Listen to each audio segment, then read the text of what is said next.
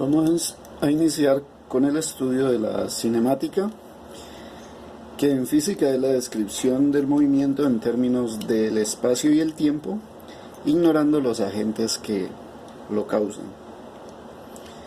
Para darnos cuenta de que algo se movió, pues lo que tenemos que identificar es si cambió de posición con respecto a un sistema de referencia, como lo podemos observar en la imagen que tenemos aquí, donde tenemos un sistema de referencia ubicado y tenemos un cuerpo que se movió a lo largo de esta trayectoria curva desde un punto inicial hasta un punto final.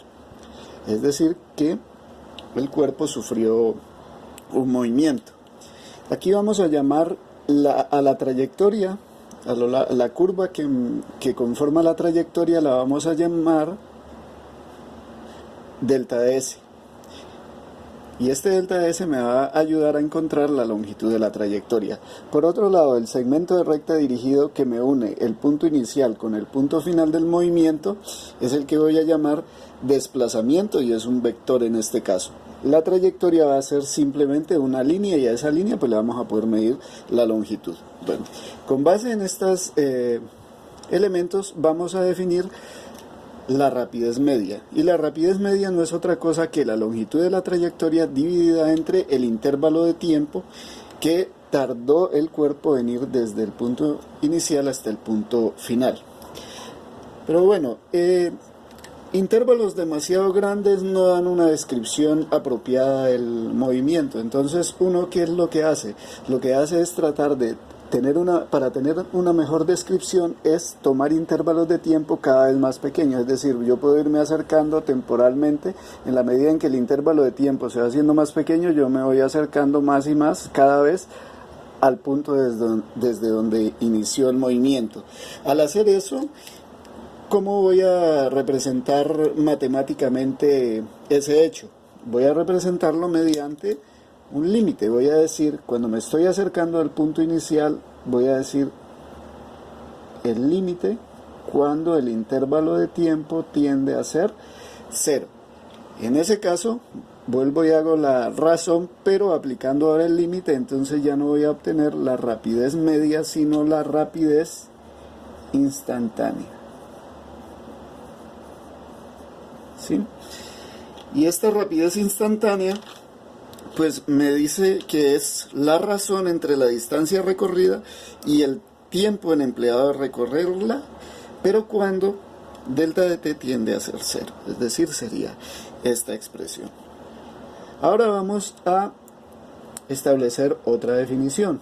Entonces ahora vamos a definir la velocidad media.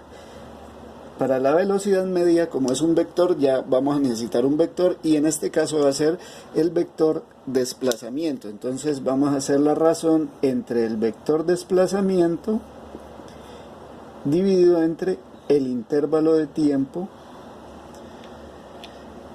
y a esto lo vamos a llamar velocidad media.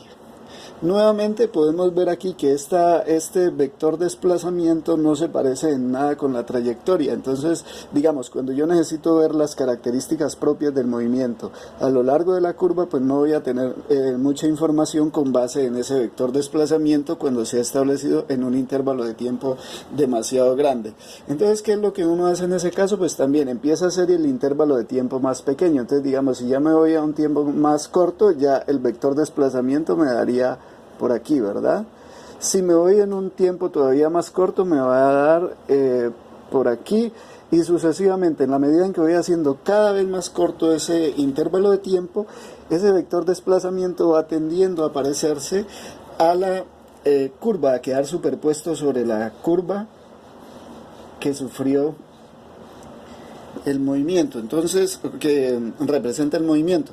Entonces allí, para expresar eso de manera matemática, lo que voy a decir es que estoy haciendo el intervalo de tiempo muy pequeño, o sea, el límite cuando el delta de tiempo tiende a ser 0, de la razón entre el vector desplazamiento y el intervalo de tiempo. Entonces aquí ya vamos a obtener algo que vamos a llamar la velocidad instantánea. Entonces miren que esta prácticamente es la definición de la derivada en el curso de cálculo. Entonces en notación de Leibniz nosotros podemos representar esto simplemente como dr dt, y esa es la velocidad instantánea.